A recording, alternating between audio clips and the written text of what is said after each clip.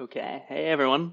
So yesterday we set up end-to-end test on Flipt, which, just as a quick reminder, Flipt is a feature flag open source tool that you can use. Let's say if you're trying to roll out a new feature and you only want to roll it out to one segment, you can use. We used QA-Wolf, which is like Create React App for browser tests, to set up Jest and Playwright. Jest is a test framework for JavaScript, and Playwright is a browser automation framework made by Microsoft. Jest is maintained by Facebook, and QA-Wolf is maintained by me and one other person. So today, what we're going to do is we are going to take those end-to-end tests and we're going to set them up in GitHub Actions so that they actually run. We'll do it, I guess, on push. So every time the code is pushed, it'll run the test, the end-to-end test against Flipt. And the way we're going to do that is initially in this video, we'll set it up so it uses Docker. Since there already is Docker set up for Flipt, we'll just set up GitHub Actions and Docker to run the end-to-end tests. And I'll just quickly review what were those end-to-end tests again. So let's pull up the code.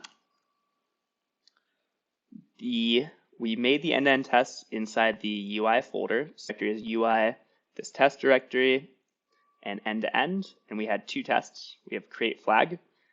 So this thing will create the flag, and the other one will create a segment. So now let's go ahead and run those tests again.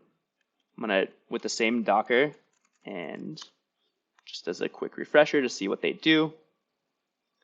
Let's watch them run. I think one of them, the create segment is set up to do slow-mo, so we should at least be able to see that one run. And let's watch it. So the segment's creating a new segment, power users, and looks like the create flag test passed. Okay, so it just ran those two tests. Now we're going to take those two tests and we're going to run them in CI. When we initially did npm init QA-Wolf inside the UI folder, and we chose the default, which was GitHub Actions, it created this QA-Wolf.yaml file under .github/workflows.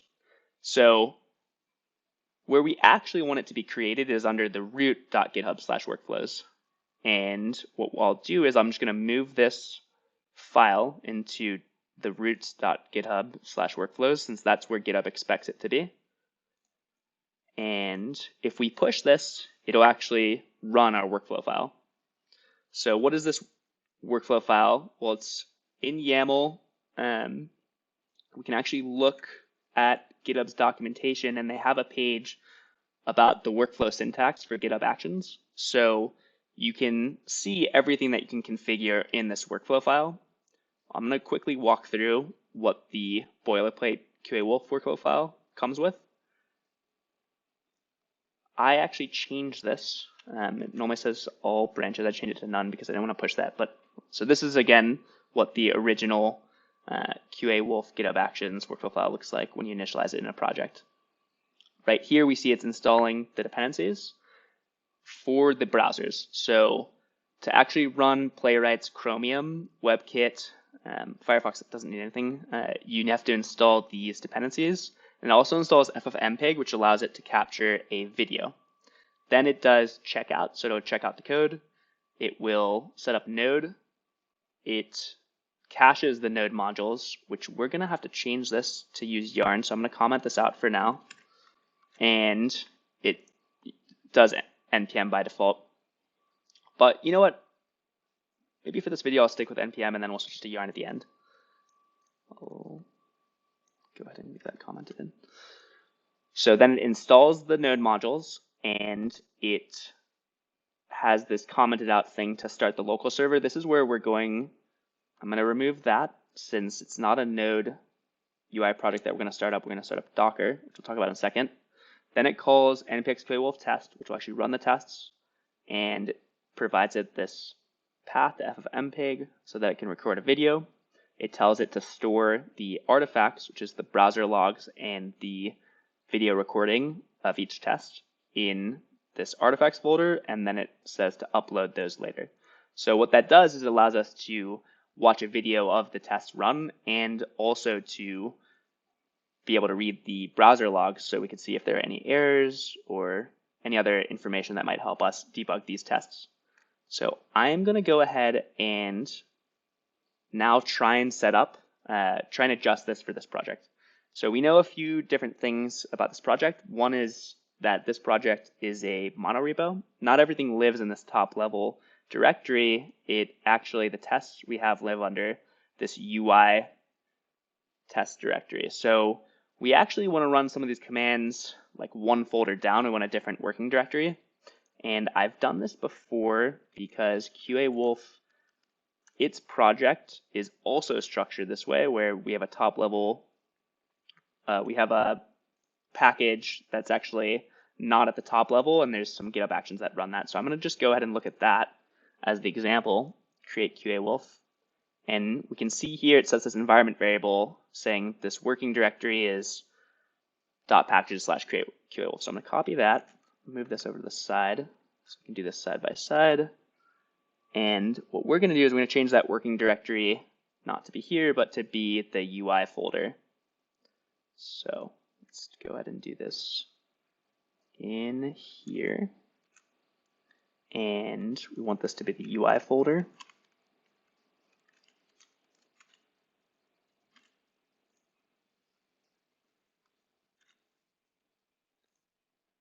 Let's see, that's correct. It's just the top level UI folder.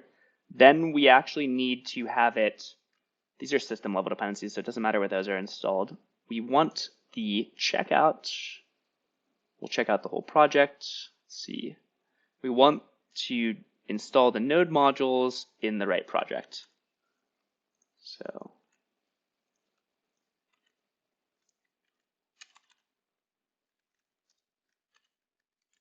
that will install in that working directory, and we also want these tests to run in the same place under UI. See if that's lined up.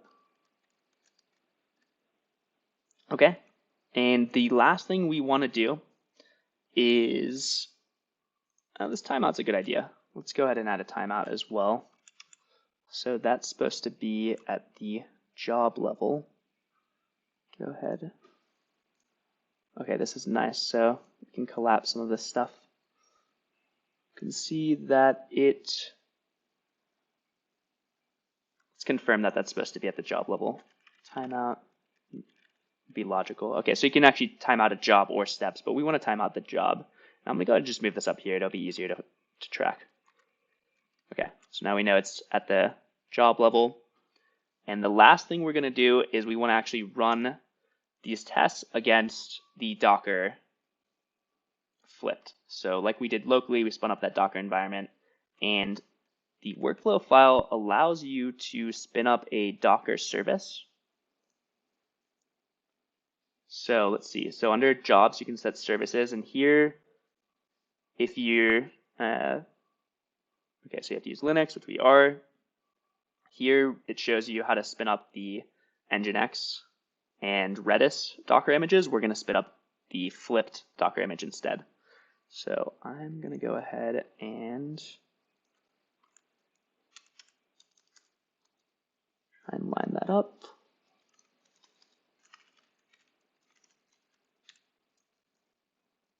Call this Flipt.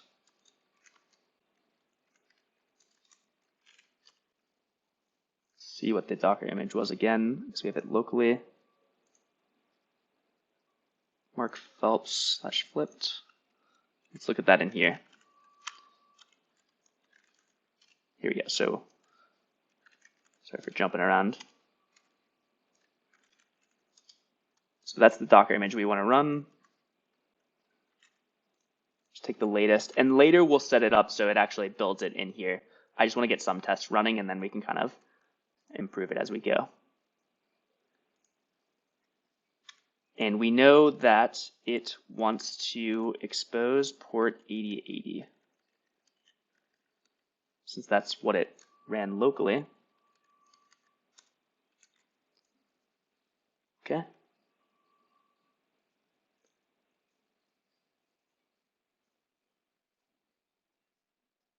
let's see what happens. So I'm going to go ahead and push this. Add the GitHub workflow file. Let's go ahead and look at that. Here's the PR. So what should happen is that GitHub should start this for us. You can see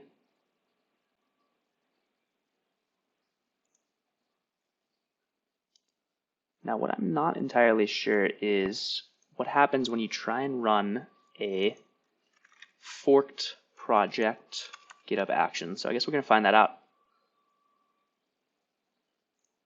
I don't know where they put them. Okay, so here we go. So it's running the actions under the fork that I have since I'm not directly working on his project. And let's see what happens with the QA Wolf workflow file. So what you do under the project, you just click on Actions, and then we can watch it go through these different steps. It did initialize the container, and see where we run into issues. Okay. Oh yeah, see, it's saying it's invalid because there's not a package lock. I'm going to comment that out since we're using Yarn, and then we'll set it up. We'll set up the cache, and we'll set it up to use Yarn in a second. But I just want to get this rolling.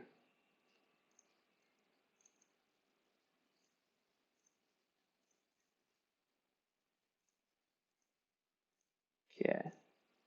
So it takes time, trial and error, to make this sort of stuff work. I didn't do this ahead of the video, and really whenever you set up GitHub Actions or any sort of CI, you're going to kind of have to run it a few times and see where it fails. So just to explain this while we're waiting for it to run again, which I'll pull up. What happens is the way the cache works is you specify a path and then a key, and the key invalidates it. So this thing is doing like a hash of the package lock files and seeing, okay, did they change? And if they change, then it will now not use the cache, but reinstall the node modules from scratch. Versus if the package lock files did not change, then it would restore this to this tilde.npm folder, and then it wouldn't have to reinstall new dependencies. So let's see what happened now. And I want to double check that it is on 8080. Okay, it is locally. Yep. So now it's running npm install, and this takes a little bit of time. It has to install and download all the browsers. Now when it's cached, it works a little bit faster. We can see that it got passed since we were no longer trying to cache a file that didn't exist. It didn't fail this time around on that. That being said, we'll cross our fingers and see if it works all the way through, which I will be surprised, honestly.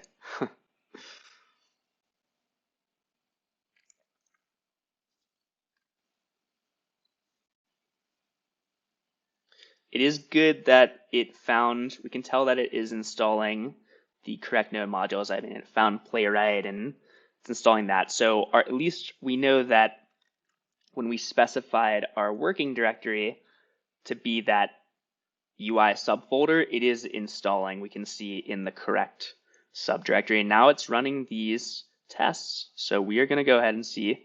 Okay, so it was not able to connect to 8080, and it says connection reset. So what I don't know is whether or not it's actually not running, or whether or not the connection was reset. So what I'm going to do is I'm going to run something before we end up doing all of this, which right after the here, I'm going to go ahead and run npx wait on, and we're going to go ahead and wait on localhost 8080. So I'll show you what that looks like locally. This, what it's going to do is it's just going to wait until that URL is accessible, and then it'll move on. So this should work immediately after it installs. and see what happens here when we run it locally. Let me go ahead and push that while we're waiting for this.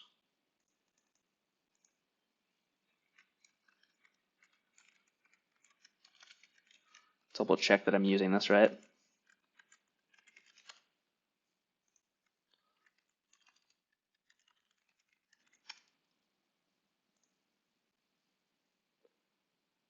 So you can see, okay, I forgot to specify the protocol, so we should do HTTP probably.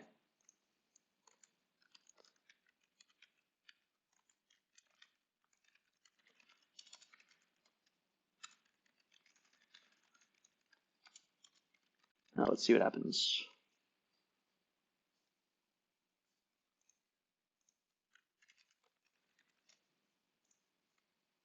Okay, so we can see that it's sort of just resolved locally, and you can actually run verbose and it'll show you a little bit more logs than just the program exiting successfully.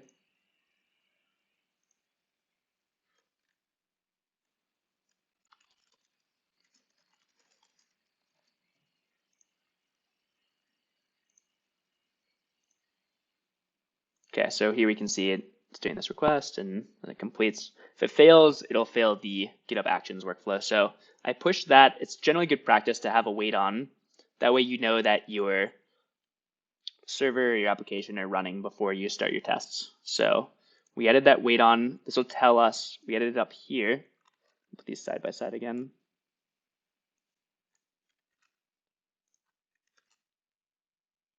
We put this right after setup node, so we don't have to wait for the dependencies to install and stuff like that. And that way we'll know whether or not our service is starting. Oh, I see our issue here. It says 8080 port to port 80, so that's why I was not finding it. And I'm gonna go ahead and fix that. And we're gonna fix the, I think what we can do is actually just do this, but I'll try that later. So fix the service port. What we'll see now is this is going to fail or time out in 30 seconds, but I just pushed the next commit. So like I said, trial and error. And this should be, hopefully, the winning workflow. Let's see. Need to have some good like music in between waiting for these workflows to run. What's nice about GitHub Actions is that you can run all the jobs run in parallel by default. So let's say you had a bunch of different things you wanted to run. You could set up multiple jobs. Here we just have one, this test job, or you can actually create a bunch of workflow files. And what I like to do frequently is there's this matrix feature. Let me pull that up. So let's see, workflow syntax. They have this matrix feature where you can specify a job matrix. And let me find where documentation is for that. So there's strategy.matrix. Let's get an example here. Here you can see they're saying, okay, this matrix is going to be node version 6, 8, and 10. And you can add multiple things. So here it's going to run node version 6, 8, and 10 on Ubuntu 16 and Bionic 18.04. So what we do actually, if you look at the QA Wolf GitHub Actions, I'm going to quickly check this. Okay, so it's installing. So it was able to access this time versus last time when we had the wrong port. You can see it's not resolved yet. And this will actually time out at some point. So what I like to do is here we have these Linux tests, and instead of having it run all of the tests in one job, we use this matrix, and I have the end-to-end tests, linting, Chromium, Firefox, and WebKit all run as separate jobs, and those actually run in parallel. So you can see for our Linux tests that it actually has this nice breakdown of, okay, this is Linux test, this is the lint, this is the Linux test, the Chromium, Firefox, and WebKit, and those all run in parallel immediately as soon as you push it. And it looks like our test just passed, and let us see the artifacts. So that's pretty cool. So let's look at the video for this test. We can see it created this flag. It's pretty nice. And let's look at the artifact for the create segment. It should be similar, but creating the segment and a little bit slower since we have that slow-mo set up. So we can see it is creating this power user test. So what we'd like to do next is, now that we have this set up, I'll have to talk to Mark about how he wants to do it since it's his project. But instead of running these tests on the published Docker, we probably want to run them on the like start the server and UI in the GitHub action. So it's running the latest version of the code and not something that you would run just maybe after you publish the Docker. We probably want these tests to run before you publish the Docker. That being said, it's good to have smoke tests. So at least this, which is very easy to set up, is still valuable. After you publish it, you can see, let me quickly run it. Okay, did these things break? We have a problem. After talking to Mark, we can do a video about running his stuff. We'll update the workflow file. So instead of starting this service, which has the published Docker, we'll actually start the Go server and the UI within the workflow file. And then that way these tests will run against it.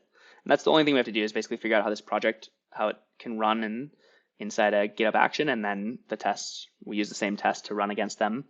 And he has some GitHub workflow files. So we could actually sort of just look at these to determine how do we start this server. And we can see here that, it's a standard Go server. So builds the binary and then starts sort of the API. So we'll do that. Another thing that we want to do is we want to update the UI to have test attributes. So instead of us using the QA Wolf default selector, whenever you specify a test attribute on the elements, it'll actually inline a CSS selector. And that'll make sure that as you make changes to your UI, you can ensure that your test will still stay stable because okay, I need to keep this test attribute on my create flag button, no matter how I set up the UI. So we did set up CI, and the next video we'll add the test attributes, and then maybe in a final video, or maybe I'll just update the workflow file with Mark, we'll update it to, instead of using Docker, to spin up his project within GitHub Actions. But thank you so much for watching this video, and if you have any questions, feel free. We have a chat on qawolf.com that Laura and I are actively in, so you can just open up our Gitter and chat here. Or if you leave a comment, I'll definitely reply to that. And I'm also pretty active on Twitter, so feel free to reach out in any way, and I'm sort of happy to help you get up and running with end-to-end tests. Anyways, thanks again. Have a great rest of your day.